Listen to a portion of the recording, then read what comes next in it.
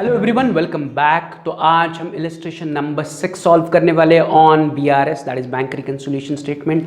तो फिर से मैं इमीडिएटली उसे पढ़ना स्टार्ट करता हूँ। पढ़ने के बाद हम फॉर्मेट बनाएंगे, सॉल्व करेंगे। लेकिन पढ़ते वक्त हमें क्या करना है, हर एक पॉइंट ऑफ डिफरेंस को एनालाइज करना है, उसे डेबिट या फिर क्रेडिट मार्क करना है, राइट। तो शुरुआत करता हूँ मैं विद द ओपनिंग सेंटेंस। उन्होंने कहा है prepare bank reconciliation statement from the details given below to find out balance as per cash book. तो उन्होंने वेरी क्लियरली कहा है कि बीआरएस बनाओ and balance as per cash book find out करो। तो balance as per cash book हमें find out करना है, मतलब जो एंड आंसर आएगा वो balance as per cash book आएगा।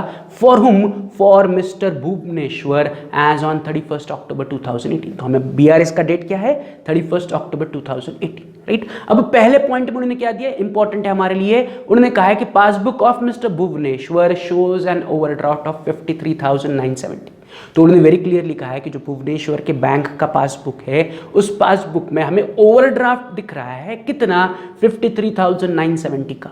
तो ये मेरे लिए बन गया स्टार्टिंग पॉइंट, जिसे मैं साइड में नोट डाउन करके रख रहा हूं as bank overdraft as per passbook. क्या बन गया मेरे लिए, bank overdraft as per passbook. तो जब हम बीआरएस का स्टेटमेंट बनाएंगे तो bank overdraft as per passbook बन जाएगा हमारे लिए स्टार्टिंग पॉइंट, राइट। तो स्टार्टिंग पॉइंट क्लियर है। अब उन्होंने 2 से लेके 7 तक बड़ा ऑब्वियस आपको पॉइंट ऑफ डिफरेंसेस दिए होंगे, तो उन्हें एनालाइज करने के लिए मैं रफली आपके सामने कैश बुक और पासबुक का प्रोफार्मा रख रहा हूं, right. This is the rough format, right. अब मैं सेकंड ट्रांजैक्शन को पढ़ता हूं, एनालाइज करता हूं, उसे डेबिट क्रेडिट मार्क करता हूं। तो सेकंड ट्रांजैक्शन या सेकंड पॉइंट ऑफ डिफरेंस या second point of the question is bank wrongly credited mister Bhuvneshwar account with ₹17,070। So उन्होंने वेरी क्लियरली कहा है कि बैंक ने गलती से आपके अकाउंट में क्रेडिट कर दिया। तो बैंक कहां क्रेडिट करेगी, तो नथिंग बट जो second point of difference, it is recorded by bank in the passbook on the credit side. So it is very simple, bank ने गलती से आपके पासबुक में क्रेडिट दे दिया, तो बैंक ने एंट्री कहां की है, तो ये जो ट्रांजैक्शन है ये कहां रिकॉर्डेड है, it is recorded in passbook credit side. So मेरा second point of difference is credit itself, क्योंकि उन्होंने क्वेश्चन नहीं कहा है, आपको एनालाइज करने के लिए काफी आसान है कि बैंक ने गलती से आपके अकाउंट में क्रेडिट दिया।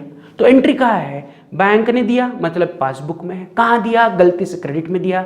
तो जो second transaction it is itself is a credit, yes और नो। फिर तीसरा पॉइंट ऑफ डिफरेंस या तीसरी transaction, bank paid annual subscription to chamber of commerce 6,000 on mister Bhubaneswar standing order which was not recorded और entered in the cash book. तो वो कह रहे हैं कि बैंक ने आपके स्टैंडिंग इंस्ट्रक्शन पर चेंबर ऑफ कॉमर्स को 6,000 रुपये एनुअल सब्सक्रिप्शन के पे किए, जिसकी कोई भी इंफॉर्मेशन या कोई भी एंट्री या कोई भी रिकॉर्ड आपने कैश बुक में नहीं लिखा। मतलब बैंक ने एनुअल सब्सक्रिप्शन पे किया, राइट, बट आपने उसकी एंट्री कैश बुक में नहीं की है। पे कौन कर रहा है, बैंक। आपको उसकी अगर इंफॉर्मेशन नहीं है तो आप उसे कैश बुक में रिकॉर्ड करोगे क्या, आंसर इज नो। तो आपके पास उसकी कोई इंफॉर्मेशन नहीं, इसलिए आपने कैश बुक में रिकॉर्ड नहीं किया। बट जब बैंक उसे पे करेगी तो बैंक उसे कहाँ रिकॉर्ड करेगी, तो बैंक उसे रिकॉर्ड करेगी इन पासबुक। तो बैंक ने आपका annual subscription, commerce chamber of commerce का एनुअल सब्सक्रिप्शन पे किया, तो बैंक उसे पे करने पर कहाँ रिकॉर्ड करेगी, पासबुक में रिकॉर्ड करेगी। सो it is recorded in passbook. Transaction number 3 is not recorded in cash book, ठीक है, कैश बुक में रिकॉर्ड नहीं है, तो कहां रिकॉर्डेड है, तो बैंक ने आपके लिए पे किया, तो bank will record it in passbook. Passbook में एंट्री कौन करता है, बैंक करता है। अब बैंक पासबुक के कौन से तरफ उसे रिकॉर्ड करेगी, तो बैंक ने आपके लिए पैसा पे किया तो वो पासबुक के पेमेंट में रिकॉर्ड करेगी, यस और नो। बैंक ने चैम्बर ऑफ कॉमर्स को पैसे पे किए तो बैंक उसे रिकॉर्ड करेगी पासबुक के पेमेंट में। अब बस मुझे उतना ही चाहिए या यही चाहिए कि पासबुक का पेमेंट साइड इज डेबिट या credit. The answer is passbook का पेमेंट साइड इज डेबिट, इसलिए मेरा तीसरा ट्रांजैक्शन बन गया debit, right. So third point of difference या तीसरा transaction is debit for me. ये भी सिंपल है, राइट। फिर चौथा ट्रांजैक्शन ने क्या दिया है, ध्यान से पढ़ो। Payment side of bank column of cash book was undercast. वो कह रहे हैं payment side of bank column of cash cash book का पेमेंट साइड इज अंडरकास्ट। क्या कह रहे हैं वो, payment side of bank column of cash book. Bank column को चाहिए तो निगलेक्ट करो कि payment side of cash book is undercast, कि कैश बुक का पेमेंट साइड क्या है, अंडर है। अंडर है मतलब 350 रुपए से कम है। जैसे हमने पहले डिस्कस किया था, when they will use the word undercast, I am not interested कि what is undercast, I am always interested कि क्या ज्यादा है क्या कम है, I am not interested. Getting it. अगर वो कह रहे हैं कैश बुक का पेमेंट साइड अंडरकास्ट है, तो अगर पेमेंट साइड अंडरकास्ट अगर आप पकड़ोगे तो उसका ऑपोजिट इफेक्ट क्या होगा, रिसिप्ट साइड ओवरकास्ट हो जाएगी। अगर पेमेंट अंडरकास्ट है तो दिस इंप्लाइज आपका receipt side is overcast. I am always interested what is over, क्या ज्यादा है, who is in excess, who is overcast. Undercast का मतलब है जितना होना चाहिए उससे कम, ओवरकास्ट मतलब जितना होना चाहिए उससे ज्यादा। सो इफ कैश बुक का payment is undercast, always keep is in mind, if one side is undercast automatically उसका इफेक्ट ऑपोजिट साइड ओवरकास्ट हो जाती है। अगर मैं डेबिट अंडरकास्ट ले रहा हूं तो क्रेडिट ओवरकास्ट होगा, अगर क्रेडिट अंडरकास्ट होगा तो डेबिट ओवरकास्ट होगा। तो ऑलवेज अगर उन्होंने क्वेश्चन में दिया होता कि डेबिट ओवरकास्ट है तो वेरी क्लियर, डेबिट ओवरकास्ट है तो वो डेबिट ही है। हमें हमेशा ये चाहिए कि कौन सा साइड ओवरकास्ट है। If they are mentioning an undercast side in a question, go opposite side as overcast. मैंने आपको कंसेप्ट बताया था कि बीआरएस में क्या कम है वो नहीं चाहिए हमें, क्या ज्यादा है, which side is excess, what is overcast, I am interested in that. if cash book का payment is under means cash book का receipt is over। अब बस मुझे इतना ही चाहिए कि overcast वाली साइड कौन सी है, तो cash book का receipt is overcast and cash book का receipt is nothing but debit, yes or no।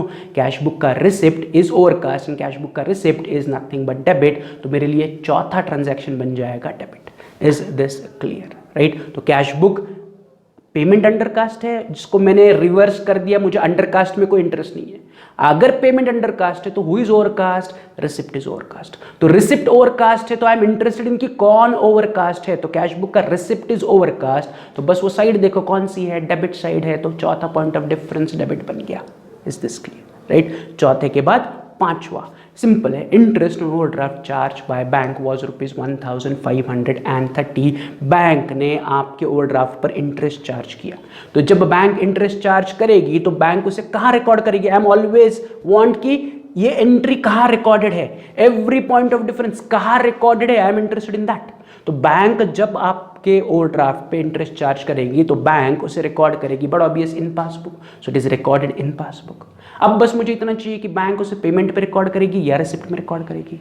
Overdraft का मतलब है कर्जा, लोन, आपने बैंक से कर्जा लिया है, टेम्पररी लोन लिया है, ओवरड्राफ्ट पर बैंक इंटरेस्ट चार्ज कर रही है, मतलब बैंक आपके अकाउंट से इंटरेस्ट के पैसे निकाल रही है। It is overdraft charge by bank का सिंपल मतलब है बैंक ने आपके अकाउंट से इंटरेस्ट निकाल लिया, तो बैंक उसे पासबुक के पेमेंट साइड में रिकॉर्ड करेगी। बैंक ने इंटरेस्ट चार्ज किया, पे नहीं किया, आपको दिया नहीं इंटरेस्ट, आपसे लिया, मतलब आपके बैंक अकाउंट से उन्होंने इंटरेस्ट के पैसे निकाल लिए और अपने पर्सनल अकाउंट में डाल दिए। तो बैंक ने आपके ओवरड्राफ्ट पे इंटरेस्ट चार्ज किया, मतलब आपके पासबुक से पैसे गए, तो बैंक उसे रिकॉर्ड करेगी पासबुक के पेमेंट में। तो पासबुक का payment is simply debit for me, तो मैं पांचवी transaction is debit. Very simple, तो पांचवा भी सिंपल है। Sixth transaction, cash deposited 23,000 on 31st October was not recorded in a passbook। वो कह रहे हैं 23 अक्टूबर, हम अक्टूबर महीने का ही बीआरएस बना रहे हैं, तो ऑन अक्टूबर 23 इसी महीने के 23 तारीख को हमने बैंक में पैसे जमा किए। कितने पैसे जमा किए? 23,000 रुपीज जमा किए, लेकिन उसकी एंट्री पासबुक में नहीं है।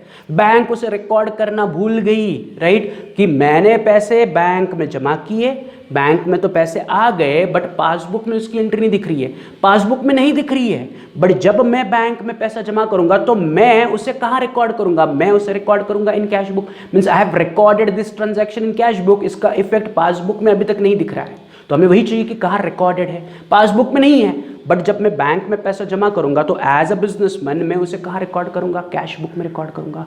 कैश बुक के कौन सी तरफ रिकॉर्ड करूंगा? मैं पैसा बैंक में जमा कर रहा हूं, मतलब बैंक में पैसा आ रहा है, तो मैं कैश बुक के रिसिप्ट में रिकॉर्ड करूंगा। यस और no? I am depositing money into my bank account, यानी कि बैंक में पैसा आएगा, so it is receipt for the bank.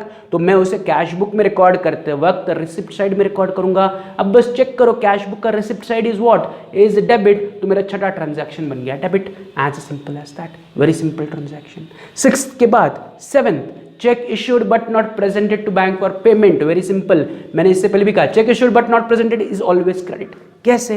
कि मैंने चेक इशू किया बट उसका पेमेंट अभी तक बैंक से नहीं हुआ, मतलब उसकी एंट्री पासबुक में नहीं है, तो फिर कहाँ है, जब मैं चेक इशू करूंगा तो मैं उसे रिकॉर्ड करूंगा कैश बुक में। कहाँ पर रिकॉर्ड करूंगा, I am giving cheque, I am paying through cheque, I am issuing cheque, तो मैं उसे रिकॉर्ड करूंगा कैश बुक के पेमेंट में। यस और नो। अब बस चेक करो कैश बुक का पेमेंट इज व्हाट, क्रेडिट, तो मेरा 7th transaction is credit, as simple as that. तो यहाँ पर हमने सेकंड ट्रांजैक्शन से लेके 7वें ट्रांजैक्शन का एनालिसिस कर लिया एंड हमारा रिजल्ट है कि मेरी second transaction is credit, third transaction is debit, fourth transaction is debit, fifth is debit, sixth debit and 7th credit. तो ये मेरे एनालिसिस है, मुझे 2 डेबिट 4 क्रेडिट मिले। अब इन डेबिट क्रेडिट का करना क्या है, तो इन डेबिट क्रेडिट को हमें बीआरएस स्टेटमेंट में लिखना है। आइदर डेबिट ऐड होगा या फिर सब्ट्रैक्ट होगा, and same we credit add होगा या फिर सब्ट्रैक्ट होगा, डिपेंड कि हम रूल क्या अप्लाई कर रहे हैं। तो उस पर जाने से पहले मुझे क्या करना है, बीआरएस का फॉर्मेट बनाना है बाय यूजिंग दिस 4 स्टेप्स। पहला स्टेप कहता है ड्रॉ अ फॉर्मेट, तो मैं इमीडिएटली फ्रेश पेज पर आ रहा हूँ एंड फॉर्मेट ड्रॉ कर रहा हूँ। ऊपर लिख रहा हूँ in the books of mister Bhuvneshwar bank reconciliation statement as on 31 October 2018। क्या लिख रहा हूँ, 31 अक्टूबर 2018, क्योंकि उन्होंने डेट दिया हुआ है आपको, सेम डेट में कॉपी कर रहा हूँ। Is this clear? तो मेरा स्टेप 1 फॉर्मेट रेडी हो गया। अब स्टेप 2 क्या कहता है, स्टेप 2 कहता है सिलेक्ट स्टार्टिंग पॉइंट, जो हमने क्वेश्चन पढ़ते वक्त शुरुआत में ही साइड में निकाल के रखा था as bank overdraft as per passbook. तो बस मैं उसे उठा रहा हूँ एंड अपने बीआरएस के स्टेटमेंट में लिख रहा हूँ bank overdraft as per passbook 53,970। तो मेरा स्टार्टिंग पॉइंट आ गया। तो स्टेप 2 कंप्लीटेड। स्टेप 3 क्या कहता है, select formula as per the starting point. तो हमारे पास 4 फॉर्मूलेज है, ये 4 फॉर्मूलेज है। तो मेरा स्टार्टिंग पॉइंट क्या है, उसके हिसाब से I need to select formula. मेरा स्टार्टिंग पॉइंट है bank overdraft as per passbook, right. मेरा स्टार्टिंग पॉइंट है bank overdraft as per passbook. तो रूल नंबर 4 उसमें फिट होता है कि if starting point is bank overdraft as per passbook add credit minus debit. So I will go with the rule number 4, add credit minus debit, right. तो हमने पहले debit credit सारे mark कर लिए, रूल सिलेक्ट कर लिया। अब हमारा लास्ट काम क्या है, बीआरएस का स्टेटमेंट कंप्लीट करो, आंसर फाइंड आउट करो। तो मैं फिर से आपको 15 मिनट का टाइम दे रहा हूं। फॉर्मेट अगर आपका रेडी है तो add credit minus debit rule apply करके बीआरएस का स्टेटमेंट कंप्लीट करो। वीडियो को पॉज करो, सम सॉल्व करो, सम सॉल्व होने के बाद वीडियो को प्ले करके आपका आंसर मेरा आंसर कंपेयर करो। Is this clear? चलो तो फटाफट पॉज द वीडियो।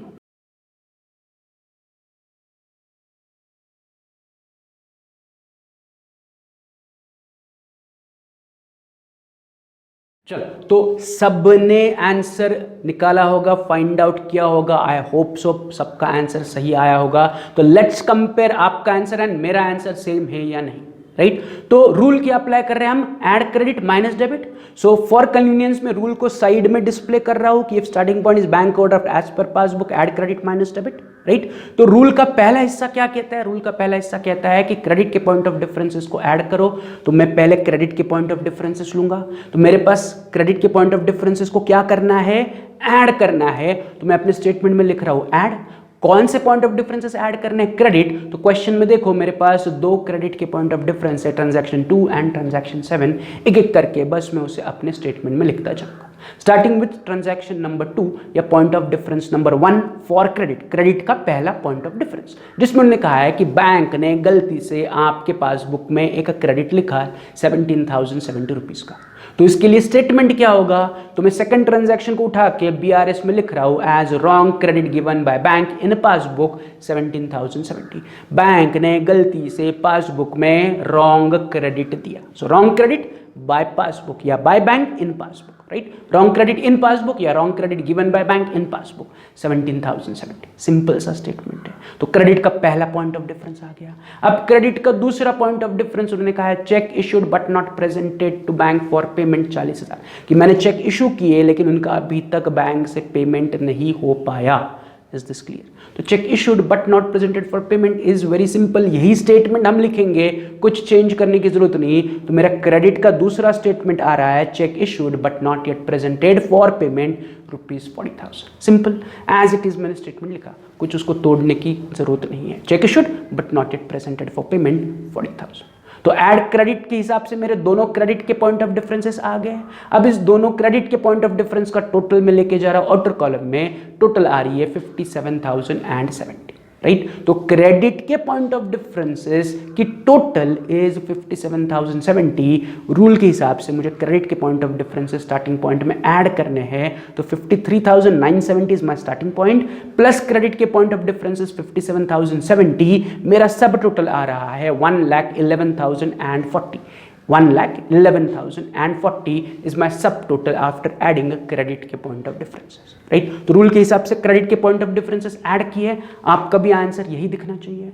अब रूल के हिसाब से मुझे क्या करना है, सेकंड डेबिट के पॉइंट ऑफ डिफरेंसेस सब्ट्रैक्ट करने हैं, तो मैं लिख रहा हूँ अपने स्टेटमेंट में लेस, राइट, कि मुझे डेबिट के पॉइंट ऑफ डिफरेंसेस लेस करने हैं। क्वेश्चन में मैं डेबिट के पॉइंट ऑफ डिफरेंसेस को हाईलाइट कर रहा हूँ, मेरे पास डेबिट के 4 पॉइंट ऑफ डिफरेंसेस है, ट्रांजैक्शन 3, 4, 5 एंड 6, एक के नीचे एक है, तो मेरे पास 4 पॉइंट ऑफ डिफरेंसेस है फॉर डेबिट, राइट, ये डेबिट मार्क किए हुए 4 पॉइंट ऑफ डिफरेंसेस है जो मैं अपने बीआरएस में लेस के स्टेटमेंट के नीचे लिखूंगा। तो डेबिट का पहला पॉइंट ऑफ डिफरेंस उन्होंने दिया है bank paid annual subscription to chamber of commerce, जिसकी कोई एंट्री कैश बुक में नहीं है। बैंक ने आपके स्टैंडिंग इंस्ट्रक्शन पे या आपके ऑर्डर पर चैम्बर ऑफ कॉमर्स को पैसे पे किए, जिसकी आपने कैश बुक में कोई एंट्री नहीं की बट बैंक ने पासबुक में की है, तो वो मेरा डेबिट बना पहला।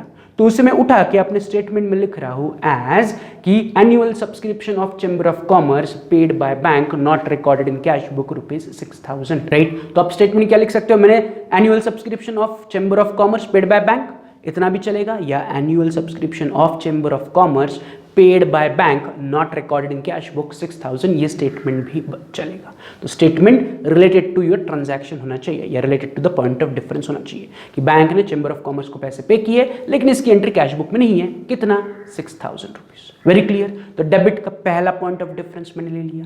अब डेबिट का दूसरा पॉइंट ऑफ डिफरेंस उन्होंने कहा है कि payment side bank column of cash book was undercast. तो पेमेंट साइड अंडरकास्ट थी तो हम दूसरी तरफ ओवरकास्ट देखा एंड इस ट्रांजैक्शन को डेबिट मार्क किया, राइट। बट जब मैं स्टेटमेंट लिखूंगा तो मैं स्टेटमेंट एज इट इज लिखूंगा। मैं स्टेटमेंट लिख रहा हूं दूसरा डेबिट का statement, payment side of cash book bank column was undercast. मैं वही लिख रहा हूं कि payment side of cash book of bank column was undercast. कितने से अंडरकास्ट थी, 350, राइट। सिर्फ डेबिट क्रेडिट एनालाइज करते वक्त मैं ओवरकास्ट की तरफ देख के डेबिट या क्रेडिट का मार्किंग देता हूं, बट जब आप स्टेटमेंट लिखोगे, write statement as it is. If it is given overcast तो ओवरकास्ट लिखो, if it is given undercast तो अंडरकास्ट लिखो। जैसे हमने कहा है कि payment side of cash book was undercast, तो payment side of cash book was undercast ₹350, right. ये भी क्लियर है। तो मेरा डेबिट का दूसरा पॉइंट ऑफ डिफरेंस मैंने ले लिया। डेबिट का तीसरा पॉइंट ऑफ डिफरेंस उन्होंने कहा है कि interest on overdraft charge by bank. Bank ने आपके ओवरड्राफ्ट पर इंटरेस्ट चार्ज किया तो बैंक ने उसे पासबुक में रिकॉर्ड किया, आपने कैश बुक में रिकॉर्ड नहीं किया है, राइट। तो मेरा स्टेटमेंट भी वही बनेगा। मैं क्या लिखूंगा कि interest on overdraft charge by bank ₹1,530। Bank ने ओवरड्राफ्ट पे इंटरेस्ट चार्ज किया 1,530 रुपये, कंप्लीट। या आप ऐसा लिख सकते हो interest on overdraft charge by bank not recorded in cash book 1,530, ये स्टेटमेंट भी चलेगा। तो डेबिट का तीसरा पॉइंट ऑफ डिफरेंस आ गया। एंड अब डेबिट का चौथा एंड आखिरी पॉइंट ऑफ डिफरेंस उन्होंने कहा है कि cash deposit of 23,000 was not recorded in passbook, कि मैंने बिजनेस के 23,000 रुपीज बैंक में जमा किए लेकिन उसकी एंट्री पासबुक में नहीं है, उसकी एंट्री केवल कैश बुक में थी, तो हमने एनालिसिस करने पर उसे डेबिट मार्क किया। ये डेबिट का मेरा चौथा पॉइंट ऑफ डिफरेंस बना। अब उसका स्टेटमेंट में क्या लिखूंगा, वही सिंपल स्टेटमेंट लिखूंगा। मैं चौथा स्टेटमेंट लिख रहा हूं कि cash deposited was not recorded in passbook ₹23,000। Cash deposit किया बट पासबुक में इसका रिकॉर्ड मुझे नहीं मिला, कितने रुपए का, 23,000 का। तो यहां पर मेरे डेबिट के चारों पॉइंट ऑफ डिफरेंस स्टेटमेट में आ गए। अब इन चारों डिफरेंस का टोटल मुझे आउटर कॉलम में लेके जाना है ताकि मुझे डेबिट की पूरी अमाउंट मिले। दैट इज डेबिट का पहला point of difference 6,000 plus 350 plus 1,530 plus 23,000, चारों की टोटल टूवर्ड्स आउटर कॉलम आ रही है 30,880। 30,880, 30,880। तो जो डेबिट के पॉइंट ऑफ डिफरेंस है इज इक्वल टू 30,880। अब एज पर रूल मुझे डेबिट को क्या करना है, सब्ट्रैक्ट करना है। तो 30,880 को मैं अपने सब टोटल 1,11,040 से सब्ट्रैक्ट करके नीचे आंसर ले रहा हूं एज 80,160। तो इस BRS स्टेटमेंट का फाइनल आंसर आ रहा है 80,160। सो 80,160 इज आवर फाइनल आंसर, जिसे मैं कहूंगा, अब क्या कहूंगा वो डिसाइड होगा as per my starting point. Starting point क्या था, bank overdraft as per passbook, तो उसका उल्टा मैं यहां पर लिखूंगा bank overdraft as per cash book. Overdraft से शुरुआत किया तो आंसर भी ओवरड्राफ्ट ही आएगा, सिर्फ पासबुक की जगह मैं उसे कैश बुक लिख रहा हूँ, तो bank overdraft as per cash book is 80,160। ये हमारे इस क्वेश्चन का फाइनल आंसर बना। Is this clear? तो इसे फिर से एक बार रिवाइज करो, पहले के जितने भी सम्स है उन्हें भी रिवाइज करते रहो, राइट। कल हम सॉल्व करने वाले हैं इलस्ट्रेशन नंबर 8, तो सब लोग क्या करेंगे, एज अ होमवर्क इलस्ट्रेशन 8 का फॉर्मेट बना के रखेंगे, उसके डेबिट क्रेडिट जितने आपसे बन पाएंगे उन्हें मार्क करके रखेंगे, एंड आप जितना सॉल्व कर सकते हैं उतना सॉल्व करने की कोशिश करो। Now try to solve this sums on your own. अगर आपको आता है तो करो, डाउट है ये पहले सॉल्व करो, डाउट है तो कल का लेक्चर अपलोड होने के बाद लेक्चर में सारे डाउट क्लियर हो जाएंगे। Is this clear? राइट। चलो, तो कल हम सॉल्व करने वाले इलस्ट्रेशन 8, उसकी प्रिपरेशन करके रखो, हो सके तो पूरा सॉल्व करके रखो। तो मिलते हैं कल, तब तक have a good day, see you, bye.